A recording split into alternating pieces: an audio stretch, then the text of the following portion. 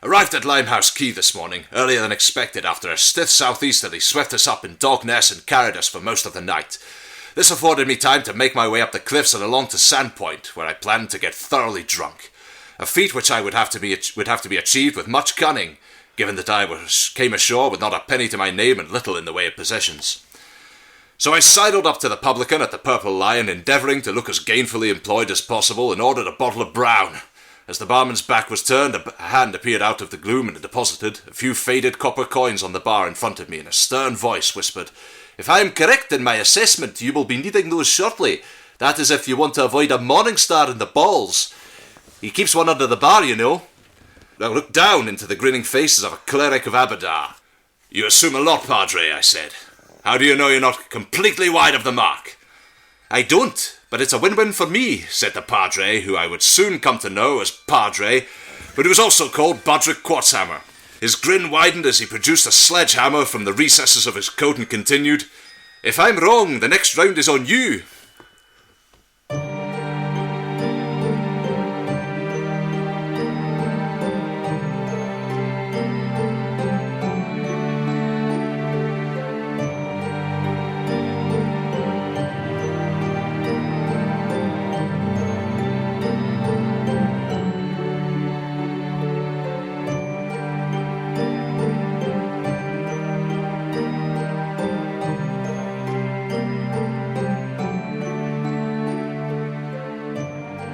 Day 2. The Padre and I have decided to look for a work here in Sandpoint, although I'm reluctant to engage in anything that would keep me tied to this backwater town. A spot of adventuring seems just the ticket. We banded together with an elf, who claims to be a mage of some kind, although he just looks flammable to me, and a barbarian warrior. Odd fellow keeps on talking about statistics, like he's playing top trumps, and seems incapable of using door handles. Sandpoint, like any other town, is awash with threats needing dispatched, and so we went to see the mayor to offer our services as a newly convened band of mercenaries. The mayor was a devious wench of whom I was instantly suspicious. I made it my personal business to question her motives and search loudly for evidence of corruption. She sneakily offered us a paying job, however, which proved to be too tempting for my companions, and so we found ourselves fighting goblins in a cave a few miles out of town. To celebrate our first adventure together, I fashioned some cloaks out of a dirty, mossy, yet surprisingly durable substance found in the caves. The crew were largely indifferent, but accepted the gifts anyway, stuffing them greedily in their knapsacks, instead of wearing them as I noted. They continued on in their various ways. Tensax, the mage, complaining interminably about the spells he had chosen to learn. Gondomar boasting about the various household and agricultural items he could lift with his immense body weight. And of course the Padre in quiet contemplation, as men of God so often are. After a series of bloody battles featuring a number of ludicrous missed attacks, we found ourselves in a great cavern, with a mighty dragon bearing down on us. I don't mind telling you on behalf of all of us mossy cloaks that we were woefully unprepared for this encounter on our first adventure together, and there wasn't a mad jack of us that didn't follow through shamefully in our mossy breeches. Luckily, the dragon failed to perceive us as a threat for some reason and promptly flew away, leaving us to trudge home soiled back to Sandpoint. A couple of the lads were so delirious they started talking about levelling up and fighting over imaginary pencils. Another week spent in Sandpoint, and every day my suspicions of the corrupt mayor grow stronger. But for now I will continue to protect the town from threats and accept her generous pay. Yesterday she had us down the bloody crypts finding skeletons. I hate skeletons! Can't use me crossbow or me rapier. I had to go and buy a morning star, the bastards. So after the usual series of bloody battles and usual ludicrous failed attacks, oh God, what Gondomar did to those goblins. I must speak with the Padre. Oh Gosri, oh Abadar, bloody hell.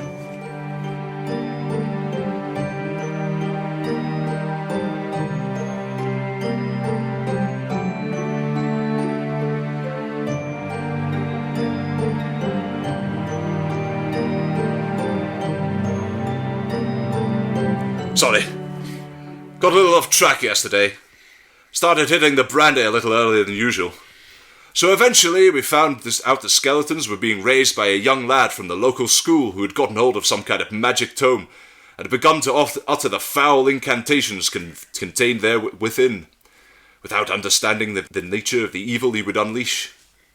His name was Peter Gabriel, and we were able to rescue him from those foul magics and return him to the school, who, as it turns out, weren't too keen on taking him back in. We were lumbered with the kid, and the only advice we were left is to take him to the sources at Pathfinder City. We didn't have much else to do in the town, and the mayor's corruption was really starting to get on my wick. Besides, apparently the dragon had been spotted in the mountains, and from what we had learned, it had only grown stronger. So that, we're joining up with some merchants, and we're going to take the road north up to the coast.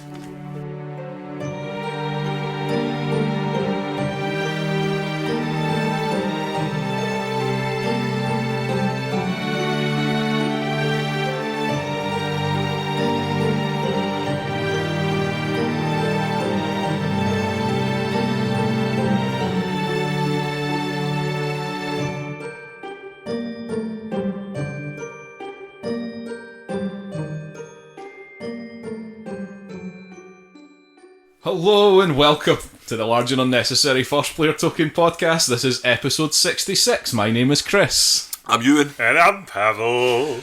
And what you just heard there was the Chronicles of Bobby Treetops. Bog Elf from the realm of Pathfinder. So we're going to do something a wee bit different this week. We kind of advertise ourselves as being a tabletop thing. We do tend to use the word board games a lot. Board games episode, blah, blah, blah. It's pretty board game heavy for the most part. It is very board game heavy. But we do like to do stuff about RPGs. We like to let Pawel talk about them every so often as your, what was it we were calling him? A resident RPG maestro extraordinaire. That was his official title, believe me. We got him to join the podcast. That's what my business card says, yes. Yes. So, but most of the RPG talk we've done has consisted of like sort of smaller segments. Pawel talking about systems and settings. When I'm allowed, which isn't often. When you're allowed, and generally talking about RPGs that you haven't actually played. That's not entirely true. That's approximately 50% true. So we're going to give a bit more space to the subject because there is one RPG, one campaign that we are all now involved in because Pawel has jumped in and he's come to experience how we do RPGs compared to how he does RPGs. I think they're, Pawel, would I be right in saying that those are two completely different things? Very. Would you even put them together in the same box?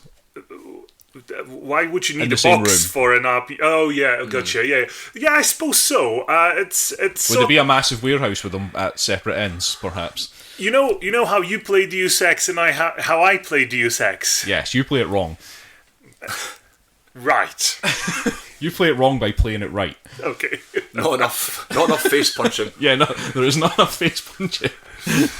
Not enough, how many innocent civilians can I wind up here?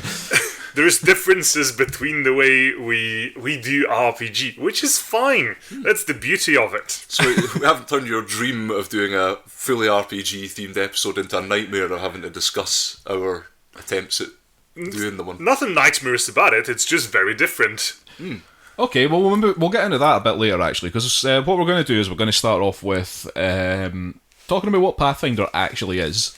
So it's obviously an RPG system. Now, it came out of Dungeons & Dragons, what is now called Dungeons & Dragons 3.5, which is the sort of, what's the word I want to use there? Not the remade version of 3rd edition of Dungeons & Dragons, but they did kind of remake the 3rd edition of Dungeons & Dragons, and it became known as 3.5, because there was issues with the 3rd edition. So they remade it, and it's very mechanical, so it's very heavy on the mechanics. So this is what we're talking about in terms of like the difference between different RPGs. So you get very roleplay heavy RPGs, which Pawel is what you are mostly into. Am I correct in saying? Very correct. Thank you. Very correct. And you get very mechanical RPGs, and Pathfinder and Dungeons and Dragons are those. So there are a lot of rules. I mean, the core rulebook itself, which I have here, is about 600 pages long. Now, a good chunk of that is spells and stuff, but that does tell you a lot about what this role-playing game is like. So, we're not going to go into details about the rules of Pathfinder. We will just say, I mean, to give a sort of overview, yes, you have races, you have classes, you have spells, you have skills, you have abilities, you have feats, you have all these things. So when you're creating a character, you start off with one of the base rulebook has the sort of like what you would think of as the normal fantasy races, the sort of Dungeons and Dragons style races that you would have. So you'd have like humans and elves and dwarves and halflings and gnomes. But there are rules out there. There's a lot of different sort of source books for Pathfinder, official and otherwise, and like rules online for playing as various things. A lot of people will not play just sort of core Pathfinder, vanilla Pathfinder, as you will. A lot of people will throw shitloads of these things into their games. We haven't Yet. Yeah, we haven't yet. So I should probably point out that actually this is our first role playing experience, Euan. Yes. Yeah. We haven't done anything like this before. No.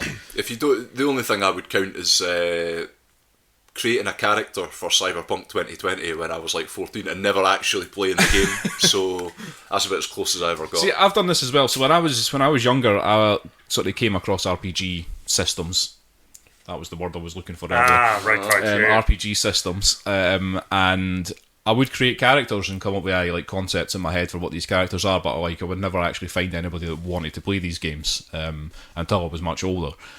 It just wasn't done where I grew up. You don't do that kind of thing. That's actually a very sad It's thing a to hear. sad story. I was Yes. quite distraught about it. My entire childhood was all about being surrounded by, well, just people wanting to do the same thing.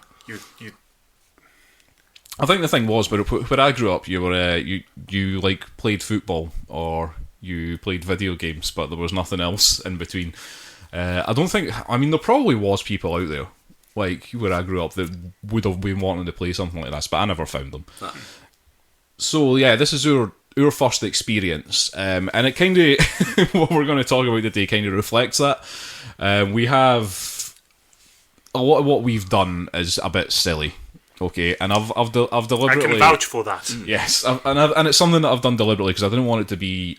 I'm running the game. I should point out I'm running the game, and I didn't want it to be sort of like a heavy, totally serious thing. I wanted people to have fun because the key rule when you're playing RPGs, and I think this is very true having now experienced it, is that you need to just be having fun. It doesn't matter if you get the rules wrong. It doesn't matter. You know, as long as people are having fun, as people are enjoying it, that's the main point. That's absolutely the key part of it. You don't need any other rules so long as you're having fun. And it's just as you get to know RPG and perhaps, you know, delve deeper, start digging deeper, getting accustomed to how to do it, learning your own style in your own way, the way you're having fun with RPGs might change. Yeah. But apart from that, it's all about just having fun and making sure others are having fun. Totally. And there is a famous quote by Gary Gygax. That's the guy that made the sort of original creator of Dungeons and Dragons, or one of them, which is that you don't actually need rules and settings. You just need to be having fun, basically. And then I'm paraphrasing there, but he's basically saying that I think it went something like the biggest secret about role-playing games is that you don't actually need the rules. And it's something along those lines. Like I say, I'm paraphrasing that there, but That's a good paraphrase. Yeah. yes, and it's a good sort of philosophy when it comes to these things. So yes, we have. There are times where I've when we've been playing the game and I've just kind of somebody's asked a rules question, and it's one of these things where I don't want to break up the game by sitting. Looking up, spending the next 15 minutes trying to figure out how the hell to do this. I'm just going to say, look, just do this and that's it. We'll deal with it. I'll look this up later.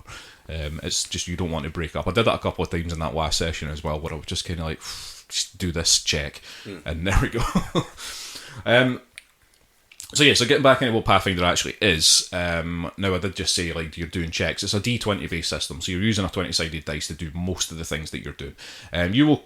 As I was saying earlier, you will create a character.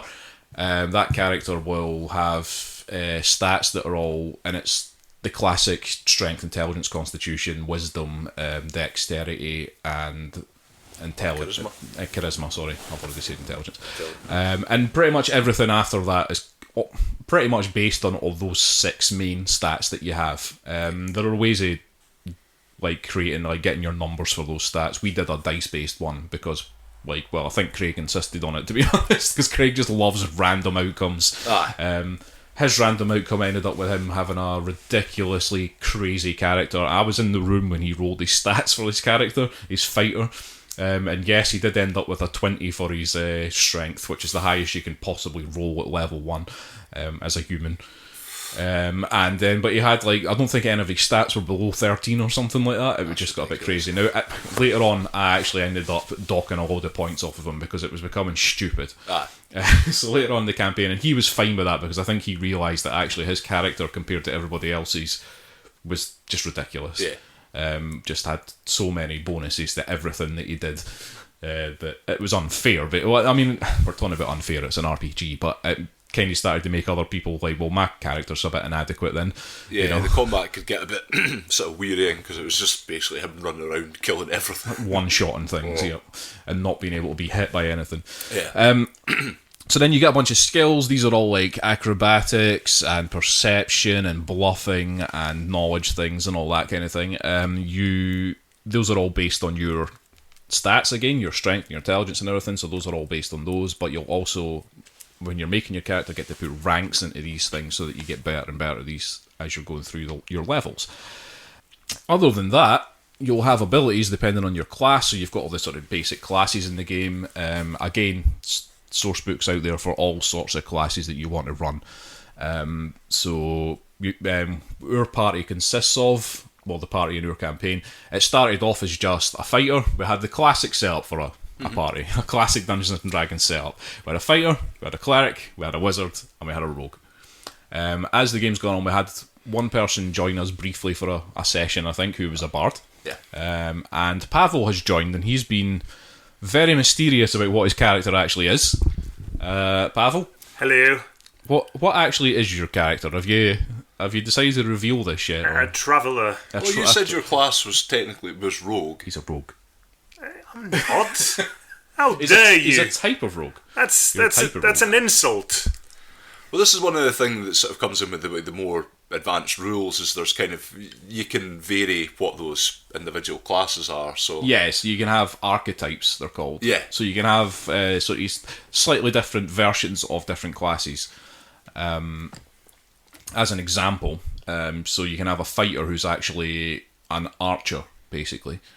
So it still gets all the things that a fighter class would get, but then it would remove a couple of things from that fighter class and add a couple of things that are very... So the archer class would add a couple of things that are very sort of focused on ranged weaponry and things like that. Pawel has taken an archetype of the rogue, and he's been very very mysterious about it, about what he actually is. It's just because we're talking about archetypes or stereotypes, and it's way too easy, or hard, depending on how you look at it, to actually describe any character by just saying what class they're from. My character has, obviously, backstory and reasons to try and earn money doing what... You're trying to hide who he is. Do you know what you sound like, Pawel? You sound like somebody going, oh, here, you can't just, as soon as you say the word, like, I'm a Nazi, everybody jumps to the worst possible conclusion. Yes, I'm not a Nazi in this game, or any. Yes, I'm an alchemist, really, a scientist. You would say a medieval scientist. I'm analysing herbs, and I brew various concoctions. I tend to heal the needing. And well, you had to be pushed into it. Yeah, but obviously for my own benefit. Okay. So basically what I'm saying here is that... I'm a poisoner, yes. Well, yes. But what else I'm saying here is that it's very mechanical when it comes to making a character and all that, and then everything that you do is based on D20 rolls. So if you wanted to, like, let's say you wanted to, I don't know, jump over a person who, like, let's say your character's running through a street, a small child runs out in front of them, but you decide, I want to keep running, so I'm going to dive over this child and, do a forward roll and keep going. Yeah. Then you would do an acrobatics check, which would be based on your dexterity, but if your character had taken ranks in that, you would get bonus things, so you would, whatever score you had for that, you would add on to your d20 roll. The dungeon master, the games master, whatever you want to call them, that would be myself, would decide how difficult that's going to be, what number you need to beat. That's essentially how Pathfinder works. Okay, you have difficulty checks that you're basically doing, and then you will roll and add whatever your character does. Everything else in this is entirely, because it's a role-playing game, it's entirely down to the players to create what's going on in this thing and to create their own stories and all that kind of thing. So there you go. There's a good sort of backbone for what Pathfinder is. If you've never played a role-playing game before or played something like Dungeons and Dragons or whatever. So we'll get on. So we'll move on, because we could sit here all day, like I say, talking about all the rules and everything like that. And we'll move on to now our story, which is the important thing. And now you've heard the Chronicles of Bobby Treetops there. So what you heard there was some diary extracts from Euan's character, Bobby Treetops. A bit of background on the story from Bobby's point of view. It's been a long and interesting campaign. It was actually difficult to remember some of those details because we played it so sparsely over the last few years. That's been a couple of years, yeah. I think like the importance of actually trying to get regular sessions on the go can't be stressed enough. It's difficult though. Yeah. It's very difficult to actually. I mean, there's a lot of work goes into doing it. Yeah. Especially on my part, because I feel like I have to keep things. I have to set things up for you. So there are different ways of doing role playing. So you can kind of wing it. You can have basically insert your characters into a setting where things are sort of already happening. And you would go into some level of detail about what's going on in this world. So here's some towns, here's like what's going on here, and then the characters themselves would jump in and get involved somehow. And yeah, the dungeon master, the games master would just wing it at that point and just say, okay, well here's what happens, blah blah blah. But because we aren't experienced with role playing, I felt like I had to have things set up. So I was kind of railroading you a bit, especially at the start. At the start, I was pushing you down certain roads because. I felt like I needed to, because people kept looking to me to actually get this thing moving along. Like, what's happening now? What's happening? What are we doing now? And I'm trying to sort of push it back on you and say, well, what are you doing now? Yeah. It was a very alien experience at the start, and you had to work quite hard to get everybody into the game. We're playing with myself as this rogue elf, Bobby Treetops. You had. Pavel's making a hilarious face there. Sorry, Pavel's smirking to himself. I mean, just hold that thought, Euan. What are you laughing at, Pavel? I wasn't a laugh. It's what you're describing is essentially the very sort of beginning of role-playing experience. The thing is, role-playing games are there for both game master and players to essentially, within the constraints of the setting, to be able to do anything. But it takes a while before both Game Master and players actually fully realise this. When they do, things can take strange turns, because being able to do anything, no video game will give you that. Most video games will have invisible walls and only a certain number of actions that somebody actually thought, let's animate so that your character can do it. Obviously, role-playing game, no such constraints. But eventually, as players...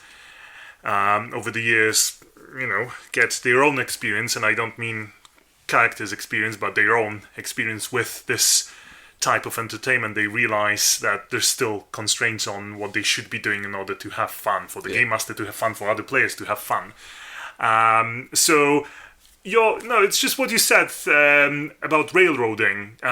Game master is actually a very sort of hard job, really, because it's on your shoulders lies the quality of fun everybody has. You're the interface for all the players. You're the bloody graphics card. You're their subtitles and their audio or whatever cards and their AI for whatever game they're playing.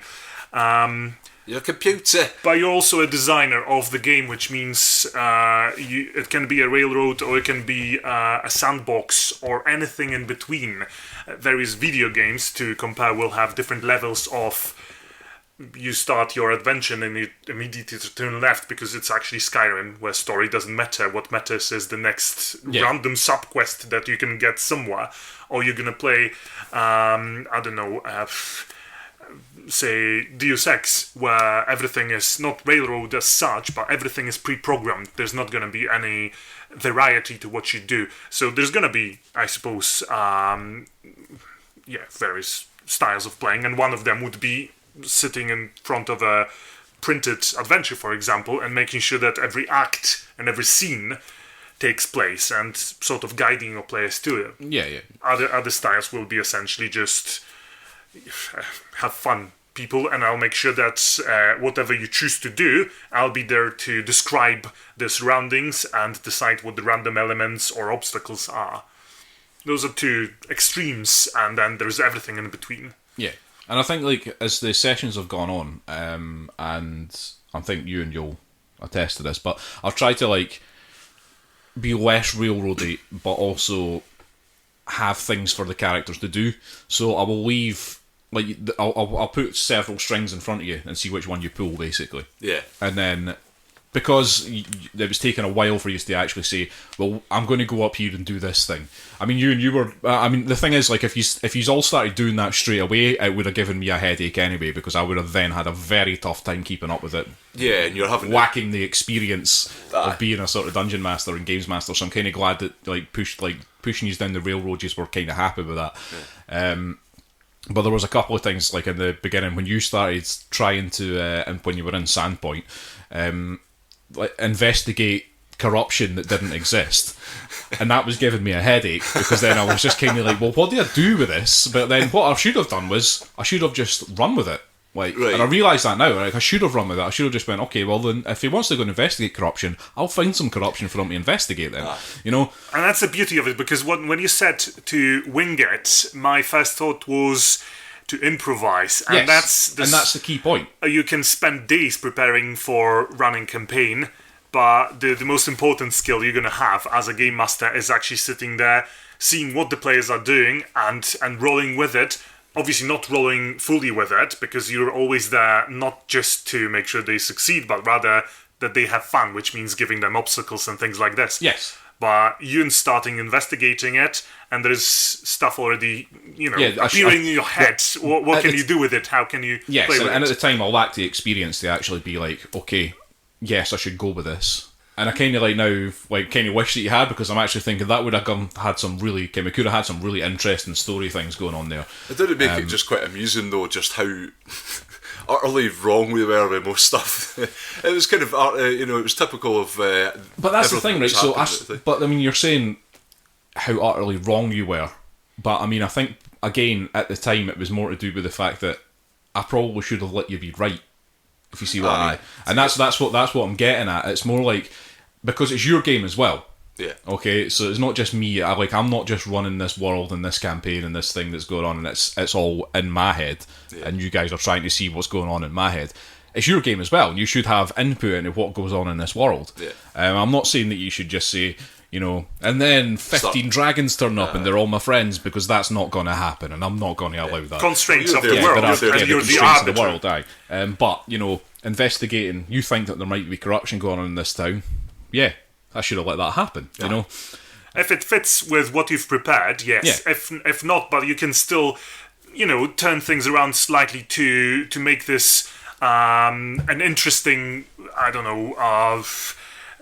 scene, or even more than just that, then by all means. There is a sort of a trapdoor in it if you allow players to succeed too much simply because they're having fun. At some point they might just realize, things are too easy. Whatever I do, I seem to be getting somewhere. But I fully agree with what you said. If you see somebody having fun doing something they chose to do, then by all means just roll with it. Just run with it. If you spend half an hour or an hour during an RPG session doing something and you were just in a one-way street heading towards a dead end simply because a game master is sitting somewhere there with a book, and he knows or she knows that it's not going to happen, you've just wasted an hour, all of you.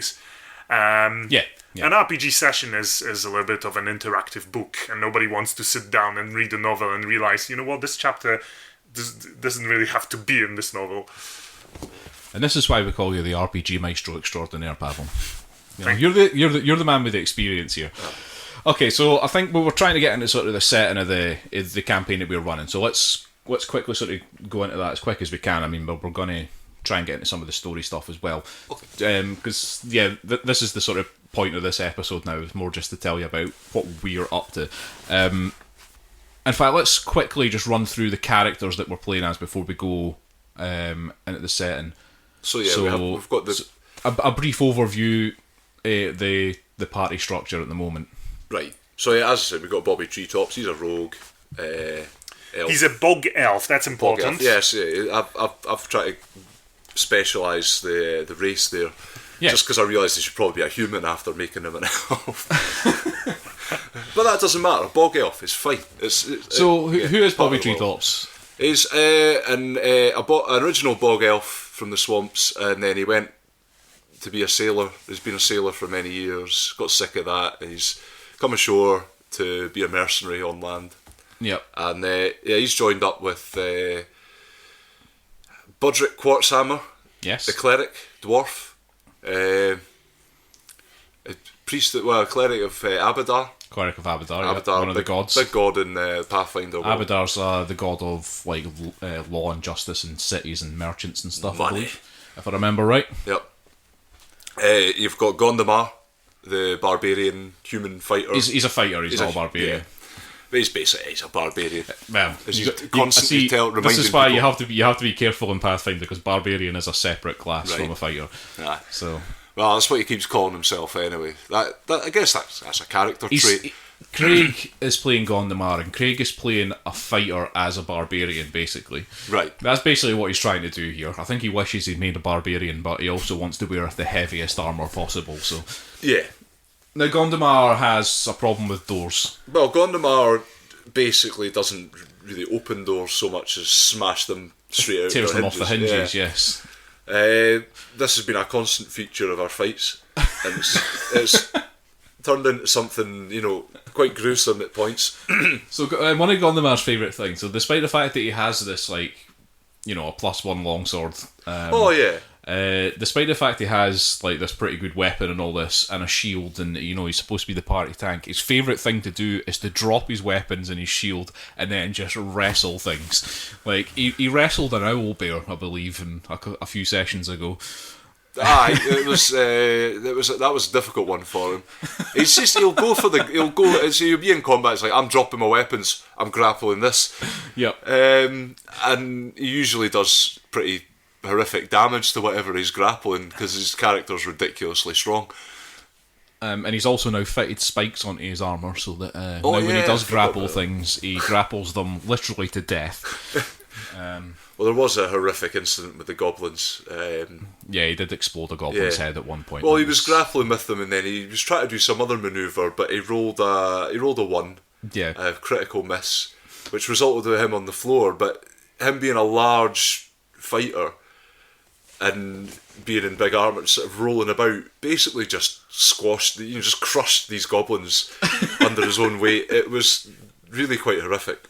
It was probably the first sort of time in playing Pathfinder where we were kind of like, all right, now we can get a feel for this world.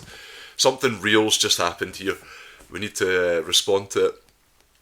But yeah, I think that was the first kind of time where you kind of realised that how ridiculous you can do anything in this game. Yeah.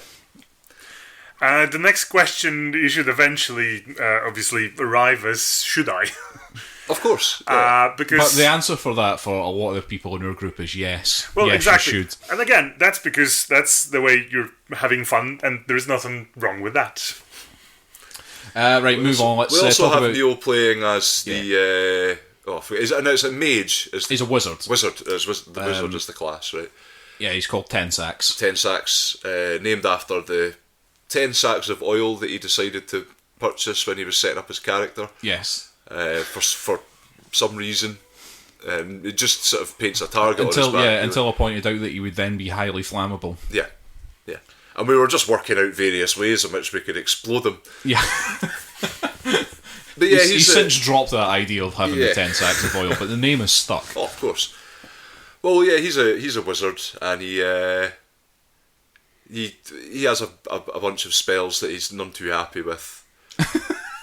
And he's starting to he's become wily at certain points. He insisted that he was going to wear this dodgy looking mask that turns out to be from some part. We'll get onto the story, but yeah, he's an interesting influence on the group. We generally just tell him no to anything that he's actually wanting to do. Seems he's set up a character being good, aligned. No, he's true neutral. The way that I described his character is that he's a ready salted crisps of the wizard world. Just original plain crisps. Yeah. Just well, here you encounter the problem. Potato chips, if you're American. Potato chips. Just salted potato chips. Yeah. He has no real flavour to him. He's come. I mean, to give him his due, the past couple of sessions, 2 or 3 sessions, I think I knew Neil was going to have the biggest problem when it came to the actual role-playing side of it. He was going to have a big problem getting away from min-maxing. But I think he has kind of started to realise a bit more like what you can do in this game and why you shouldn't just, make a character that's min-maxed for combat. Yeah. Stop trying to play a video game. Yeah, stop trying to play a video game, basically, yeah.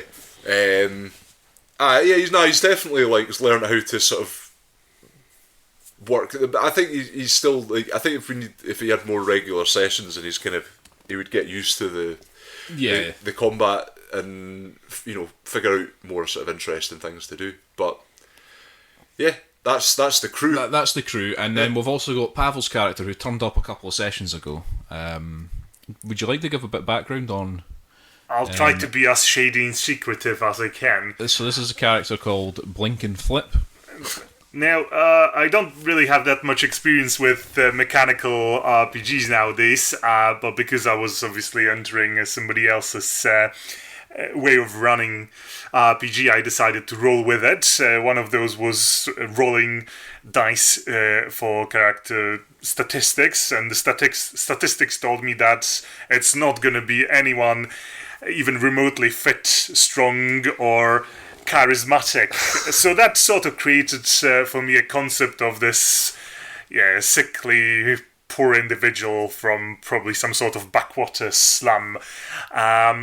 But Chris kept throwing various hints at what I could do or could not do in Pathfinder setting, and I decided to go for it. And I think it was when you said, I can't remember exactly what you said about, because I took it as a challenge when I asked whom should I play, because I wanted to fit within an existing campaign. And you said something about my character, it could even be something about mother of twins. I can't remember. Yeah. I mean, I think I can't remember the exact terms I used, but I was being a bit facetious, and I think I'd said something along the lines of, I mean, if you want, you could be a transsexual, like half elf, half human, mother of twins with a disability. With a disability. Essentially all of those, and I took it as a challenge. It was something along those lines, and then I was, like I say, I was being facetious. I was not being serious at all. So I wanted to, and Pawel took it as a challenge. Incorporate all of those into my character, which, with varied degrees of success, I've attempted to. But what came out of it is essentially a sickly elf that doesn't really like much of anybody, has had a lot of hardships in his or her life, and would prefer to keep in the distance, but unfortunately doesn't keep away from everybody if he or she can, but unfortunately fate dictated it differently. So thrown between various going-ons in this world, he or she had to work for various criminal syndicates and then run away from them, there's always somebody more powerful, and if you're a rogue, you always know that you're always going to be somebody's hench person, or simply a rat, which is what blinking essentially is, a deranged, slightly ill rat. His or her essential skill, which is again something that just got rolled, is alchemy and poisons, to be specific. And because the background of the character is all about making them and getting better at it, and of selling his/her skills as a poisoner to local corrupted law. Eventually, I just figured out if blinking goes out to meet the big bad world, it would all be about trying to maybe correct his and her or her mistakes from the earlier years. It's not gonna turn out this way. There's gonna be more deaths along the way. We'll see how it works out, Pawel. Yeah. We'll see how it works Well, out. I'd say that so far the party's slightly disturbed by you. Yeah, but I would say we're that not would agree entirely with sure why you're part of the party. And in fact, the cleric got very angry with you in the last session. But yeah, we'll get to that as well. Okay, so I want to talk about this sort of setting quickly, because what started off as being... Okay, so the Pathfinder world is actually called Golarion, or Golarion, I can't remember how you pronounce that. And that's the sort of like where all their adventure paths and all that sort of thing, the official stuff that the company that makes Pathfinder, called Paizo, that they set all their things in. Now, things got a bit strange for me. I started off, yes, I'm going to set things in this world. And yes, we had Sandpoint, which is one of the towns in there. Now, the reason that it started off in that world is because we got the beginner's box. So you can buy a beginner's box for Pathfinder, which doesn't have like the core rulebook or anything like that, but it has enough stuff in it to get you and a bunch of friends started in the Pathfinder world.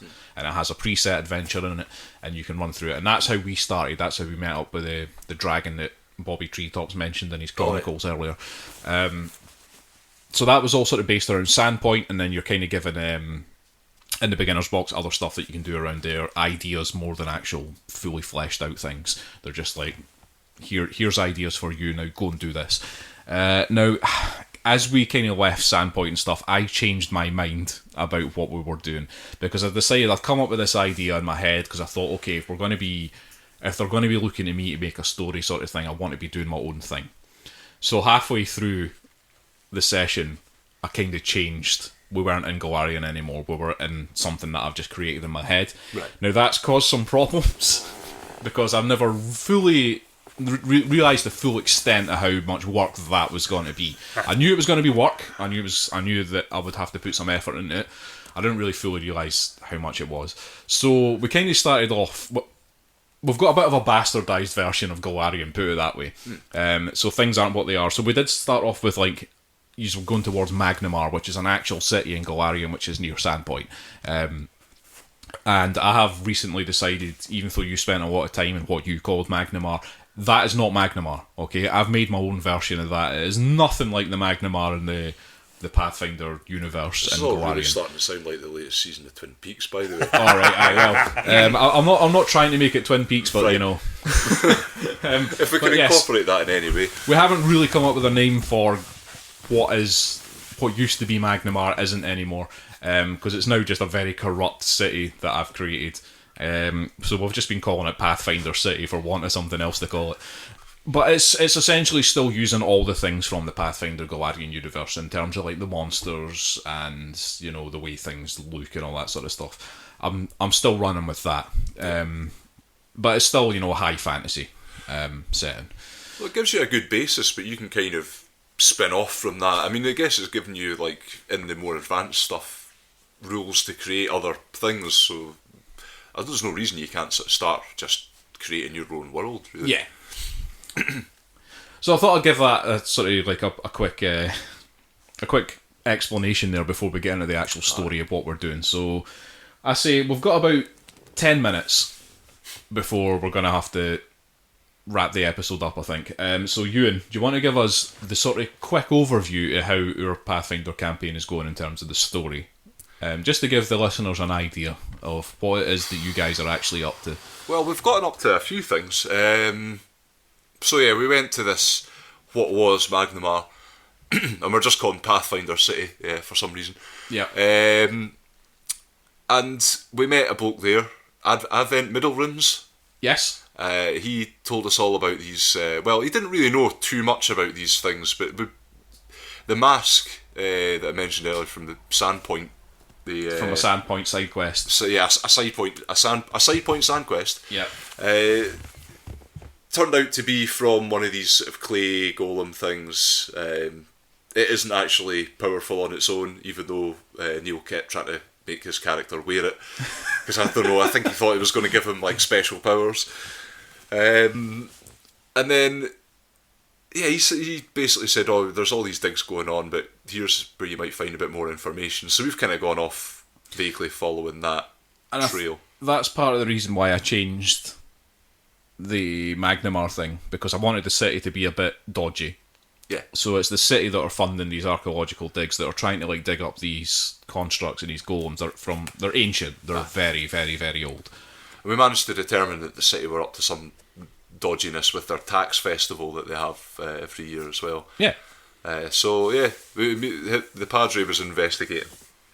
So we went off. We made our way back down south to go off to these mountains. On the way, we visited some town that seemed to be full of really sickly people, and we determined that they were under the thrall of some drug that was being dealt to them by some local merchant and his gang. We chased away the merchant. They all started going full on like cold turkey, which wasn't going too well for the town. But I want to correct something there. What's that? You didn't chase away the merchant. What did we do? What you did was you followed them to the massive mansion, the abandoned mansion that was near the village, and then you killed him, and then you burnt the entire mansion down. That's true. I mean, you're not giving yourselves enough credit here. Euan, we did some good work there.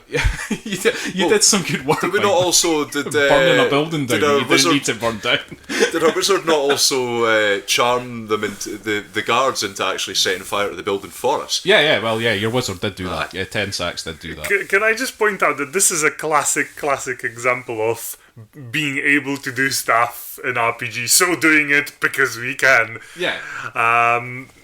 Without any actual purpose. Well, we have to test our abilities, you know.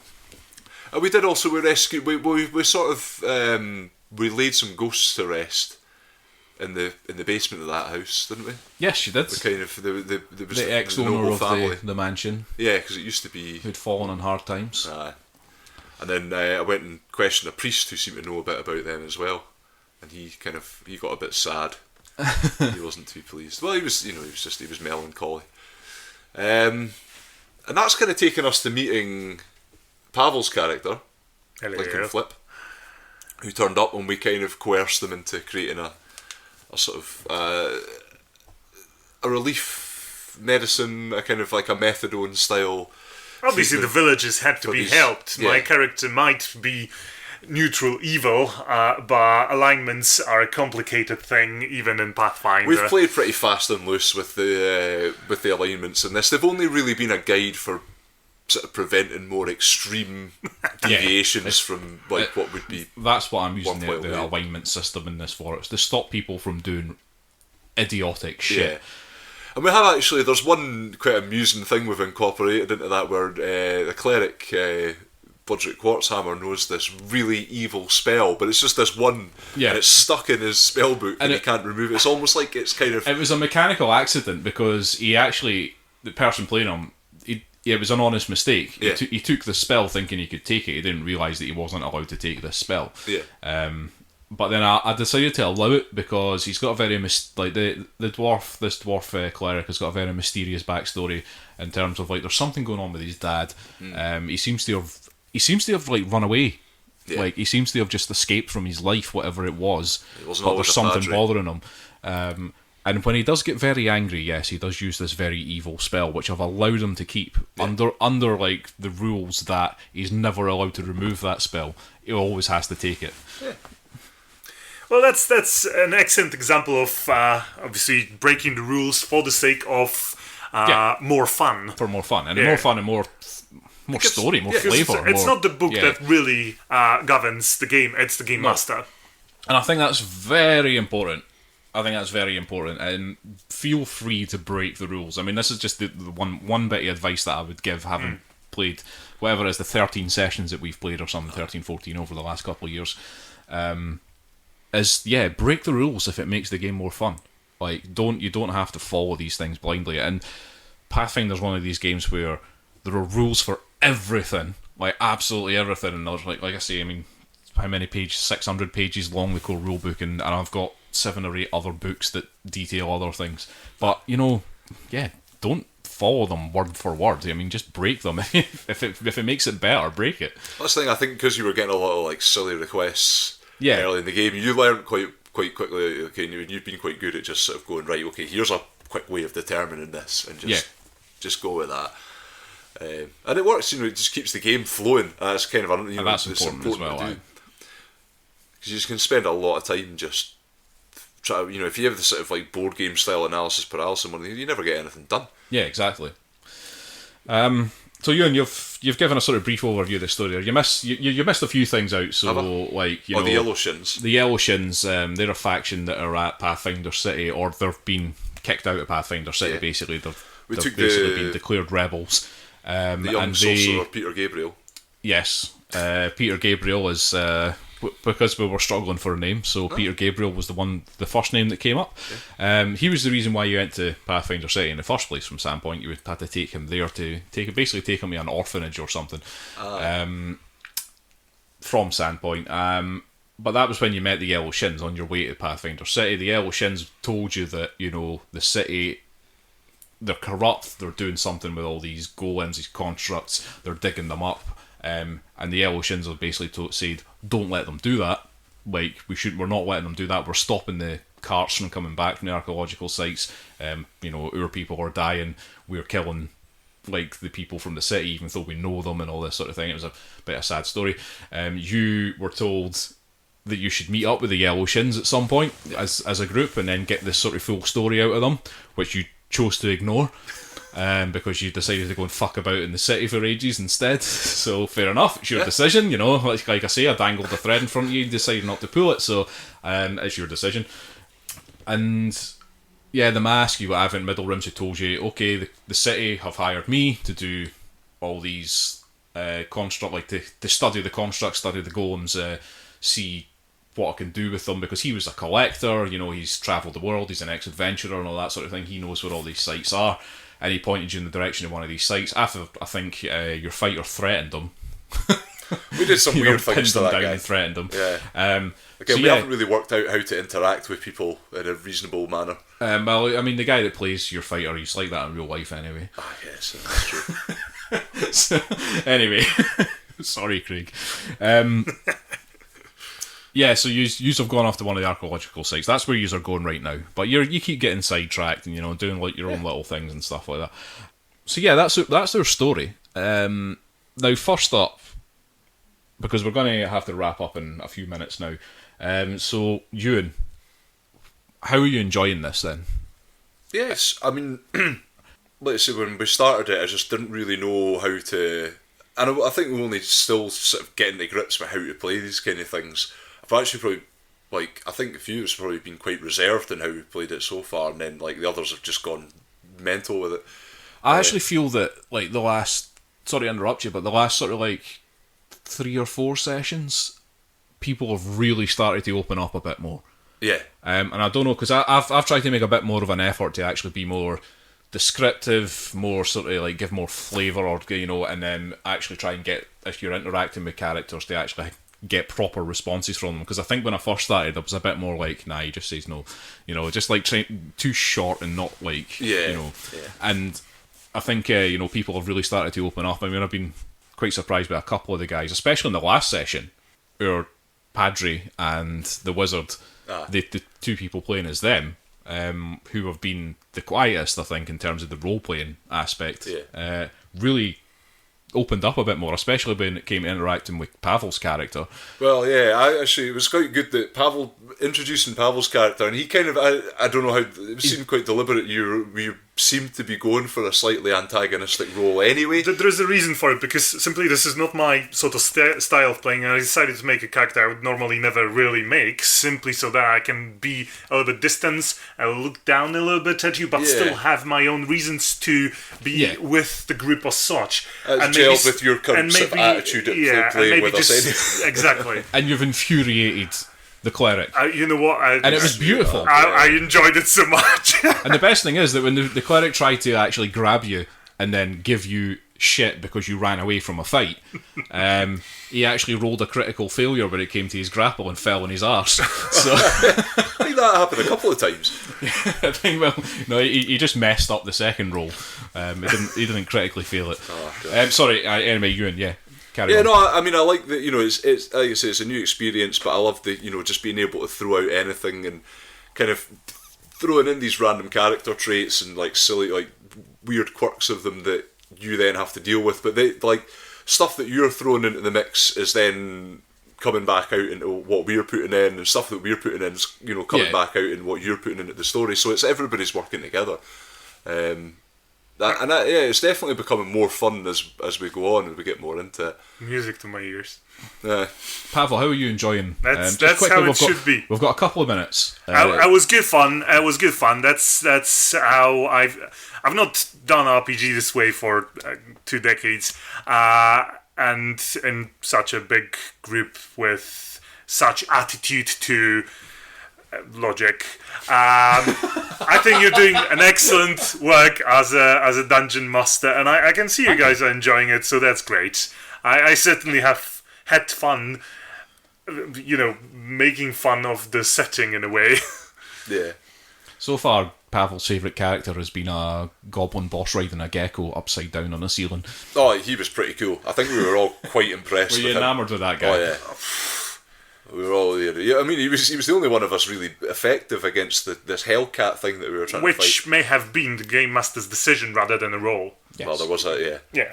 But it makes sense. So, overall, you're having fun with the campaign? Yes. Let's do it again. Because I feel like I'm being reviewed now. Oh, well, I know you've put in a lot of effort, and it's definitely coming back, and our enjoyment of the game. I think now that it actually, once you put your own thing in there, it has some kind of personality, so there's something for you to respond to, whereas you doing the beginner box gets you into the game, but it doesn't give you the kind of the RPG flavour that you need to actually sort of really open up and enjoy it. So yeah, no, it's all been fun. Excellent, right. Never play it again. I'm actually really looking forward to the next session. I think it should be good. I'm going to try and get some good stuff set up for that. Okay, right, we're going to have to wrap up there, though. I hope you've all enjoyed this sort of deviation from our normal tabletop episodes. I'm Pavel sitting with a smile on his face. Let's have another one soon. Pavel's very happy. Yes, I think we should come back and talk about more about what's going on in our campaign once we've done a few more sessions. And I really want to try and get more of these going regularly. Definitely. And we have been doing them with sort of slightly less players sometimes, but yeah, but I think you have to do that now. Yeah. I think we can't really rely. If one person's missing, we just have to kind of excuse them, and I think a lot of groups do that anyway. Okay, right. We really need to wrap up, so we will give out all our internet stuff. If you want to email us, it is firstplayertoken@gmail.com. That's FIRST player token. You can find us on Facebook, Twitter, SoundCloud, iTunes, YouTube. We have a website, we have a PSN community, and those are all First Player Token, or the large and unnecessary First Player Token, as in FIRST, the only exception being Twitter, which is @1ST Player Token. It's once Player Token. Yes, you do. On Twitter. We have a Discord, which is discord.me/First Player Token. Come and chat to us there. My Twitch username is Unnecessary Chris, if you want to come and watch me playing some video games, and I sometimes play with Dave and Pavel, some multiplayer stuff. And we are part of the Podnose Network, UK's leading entertainment podcast network. Thank you, Euan. So if you want to go and check that out, that's podnose.com. There is a library of podcasts there on a variety of different topics that you can listen to. Thank you very much for listening. We will be back next week with a video games episode. But until then, cheers. Bye. Bye. Bye.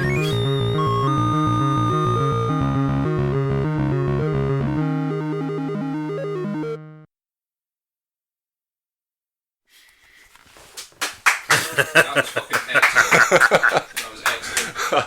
A bit of metagaming Yes, chat in there. I really, really enjoyed your